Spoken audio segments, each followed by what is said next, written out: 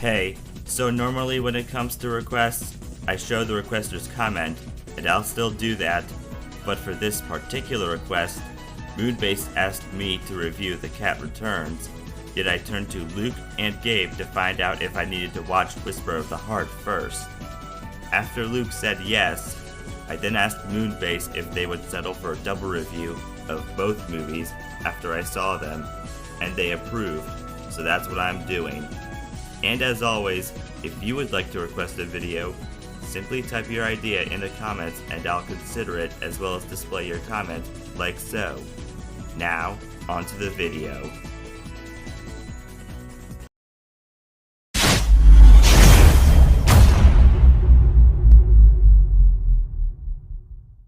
Turns out we've been getting Ghibli Fest since 2017, and too much of a delight for anime fans, we got one this year too. In fact, in 2024, there was a celebratory week for a certain kitten, as he was the only one to get a sequel, kinda.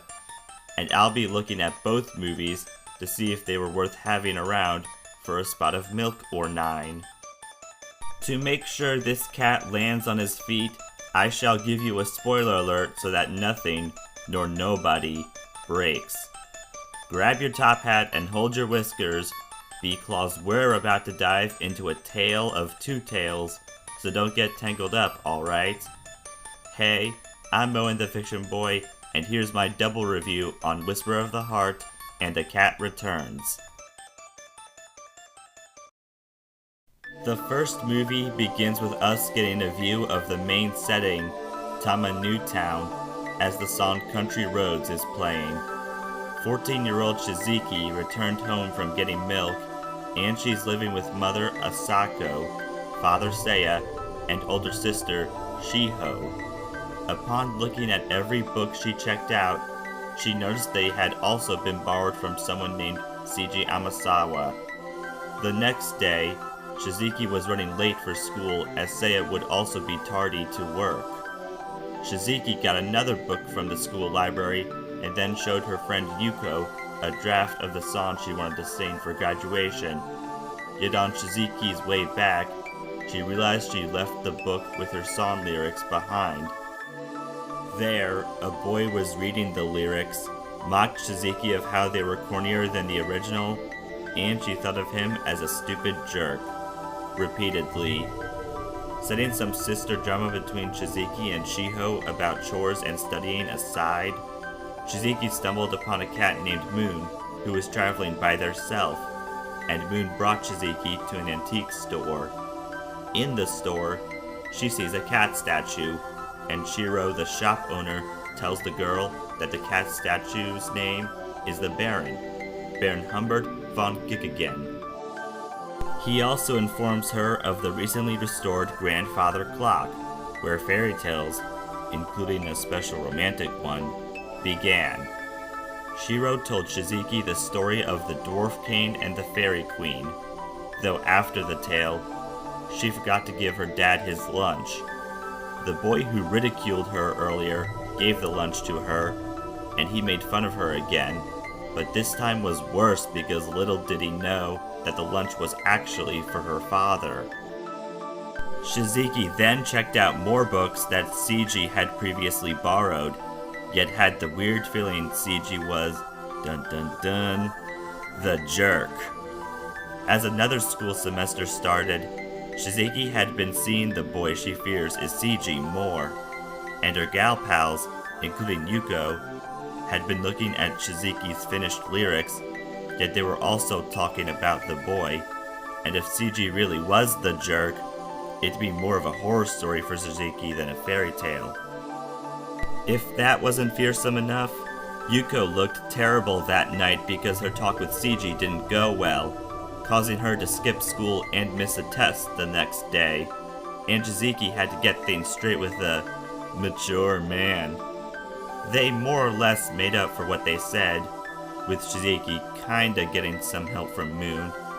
He agreed to just be friends with Yuko, and he and Shizuki grew more as a couple when they went to the antique store's workshop. Seiji had been crafting a violin out of wood so he can become a master luthier.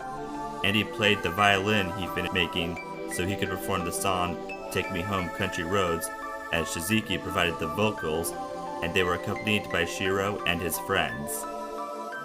On the way home, it was confirmed that Seiji was the guy who was mean to Shizuki.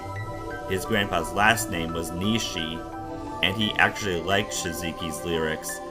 A rumor about Shizuki being out with a man who'd be her boyfriend had spread across school, and regardless of whether or not Shizuki's friends understood that she and Seiji aren't dating, Seiji did tell Shizuki he'd be going to Cremona, Italy for 2 months to study violin making. Fearing she may not be good enough for him, Shizuki was determined to write a story of her own with herself as the protagonist, and Shiro let her borrow the Baron to use as a major part of her tale, under the condition that he is the first person to read the story when it's finished. As Shizuki had been putting all her focus on her story, she's been getting poor grades, yet her parents trusted her with what she's doing. The story Shizuki was writing is a love story that takes place in World War II, where the Baron is looking for his lost love, Louise, based on the Lady White Cat figure accompanied by the Baron called the Baroness. And the stray cat Moon would be the antagonist. A special crystal called Beryl would also play a key role in her story. More family drama occurred for Shizuki, and when she turned in her completed book to Shiro, he said it was good but not quite perfect. It wasn't exactly the response Shizuki hoped to hear, yet that determined her to get into high school to learn more about writing. In addition, we learned that Shiro never really talked about the Baron due to how he lost his love life and didn't see her Baroness. The morning after that, Seiji was back from Italy a day early, and he and Shizuki took a bike stroll throughout the town, got a great view. They both hoped to accomplish their dreams. Seiji even proposed to marry Shizuki in the future, and she gladly accepted, thus ending the fairy tale for us, the viewers. This was a pretty great movie. The animation was solid for an anime movie released in 1995. The plot was interesting. Shizuki's story would be neat to see published in real life, if it hasn't already. The music is nice, and the voice cast did a decent job for the dub. Some things I weren't fond of is the main character has her moments that make me question if I should support her or not. The family she has drama with isn't any better, and while Seiji does grow just about as much as Shizuki does, I still had to wonder if they had the chemistry to be a couple. Like maybe their relationship would have greatly benefited in a TV series, as doing it in movie form kinda makes me have to shove it down my throat. Well, with the original film taken care of, it's time to move on to the spin-off, and then you will see the scores I give to both flicks. After some narration from the Baron about a place you can go to whenever you need help, we see the shy but noble Haru Yoshiaka on her way to school, as she was late due to sleeping through her alarm on the alarm clock. She was humiliated for practically trying to sneak into class, and even Makita, the boy she really likes yet was too shy to ask him out, was laughing at her, fearing this would be the beginning of a bad omen. On the way back home, Haru admitted to Naoko about her feelings and shyness about Makita, and Naoko stated that he has a girlfriend who is a freshman. The two had a friendly fight, yet as the girls walked more, a Russian blue odd-eyed cat was about to become roadkill, so Haru saved him. That cat spoke to Haru, thanking her, although when she told her friends of the aftermath, they didn't believe her, and when she told her mother, she told Haru about the memory of Haru believing she could talk to cats when she was little, like the white lady cat she fed fish crackers to. That night, the king of the cat kingdom came in person with a cat parade to thank Haru for her heroic deed, as the cat she saved was Prince Loon, and she was given a list of gifts she'd receive the next day. What are they? Well, the gifts are lots of lacrosse sticks in her room, cattails in her front yard, she's allergic to those, She gets chased by cats on the way to school, giving her friends the idea Haru got catnip, and she also got boxes of mice the cats ate. Haru was beginning to question her action. She cleans up a mess for Nako, tells the Cat King she doesn't like the cat-related gifts, and he tried making things better by inviting her to the Cat Kingdom and offering her to marry Prince Loon. Her mixed reply was mistakenly taken as a yes, and a kind female cat voice told Haru to seek Muta, the white cat, so he can give her directions to the cat bureau. Muta led Haru to the Baron, and Haru explained to him that she was in a pickle about the Cat Kingdom, as well as their plans for her. The Baron isn't the only creature that comes to life, as he's living with Toto the Stone Raven, yet the cats found Haru, so they took her and Muta away, having the Baron and Toto chase them down to the Cat Kingdom in the air. Upon arrival, Haru was at first amazed with everything the Cat Kingdom has, yet the kind female cat voice from earlier told her she must leave. As Muta was munching, other cats were putting a new dress on Haru, who tries to explain that she can't marry the prince because A, they barely know each other, and B, they're different species, yet suddenly, Haru's transformation into a cat began. The king tries to persuade Haru into staying as a cat in the Cat Kingdom by having cats perform acts of entertainment during a feast. After a series of unconvincing acts, just when the king demanded a good act, the Baron, wearing a disguise, arrived and had Haru dance with him. As they're dancing, the Baron told Haru that the more she loses herself in the kingdom, the more cat-like she becomes, and she must be her true self to be human again. Sadly, the Baron couldn't fool the king forever, as he had to fight guards, but palace servant Yuki helped the heroes escape through the tunnel, and Haru needed to get home before dawn. Haru, the Baron, and Muta had to get through a maze in order to reach the tower that had the portal to Haru's home, but the king was desperate to make sure the human would remain a cat in the kingdom forever.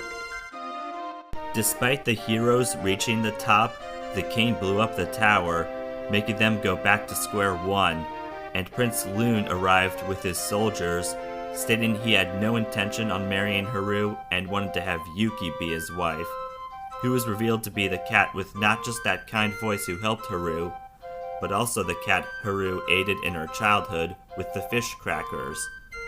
Muta, however, was revealed to be a cat criminal named Ronaldo Moon, who devoured a whole lake of fish in one sitting, yet now the king wanted to be Haru's husband, and surprise surprise, she declined. The king then wanted a fight, so while he and the Baron had a duel, Muta helped Haru reach the portal, and Haru got assistance from Muta, the Baron, and Toto's crow flock. Before bidding her new friends farewell, Haru gained more self-confidence as well as admitted she sorta had a crush on the Baron. He says the cat Baru will be there if she needs help again, and the next day, she learned from Hiromi that her former crush broke up with her girlfriend, which doesn't matter anymore, bringing the spin-off to a close. I'd say this movie is fairly good. The animation was again solid, maybe slightly better since this came out in 2002. It's a simple story that's easy to follow. The characters are charming and the voice actors did a satisfactory job for the dub. My problems here were the albeit rapid pacing of the events. We don't get enough of the Cat Kingdom or even Haru's human friends. I realized the absolute irony of Haru going a whole adventure not wanting to marry a cat only to have started crushing on one. And the main thing I can't ignore is that this movie felt more like a straight-to-DVD sequel than a theatrical motion picture, especially because of the runtime. A fun straight-to-DVD sequel, but it still feels like a straight-to-DVD sequel. Maybe this movie having been made by Disney Japan explains that. Just maybe. Now to give out the ratings. Whisper of the Heart gets 4.5 out of 5 stars. The Cat Returns will receive 4 out of 5 stars, meaning the overall score is 4.25 out of 5 stars. I'd have no issue watching both of these movies again, even if one had a much bigger impact than the other, but both truly gave us a fine feline icon for the anime movie company, who turned out to be such a treasure. Still need more fiction? Then please give this video a like, subscribe, share, and turn on notifications. Also comment below and follow me on Instagram for teasers and thumbnail previews of videos to come in the future. Thanks for watching, see you again soon, and good night-o!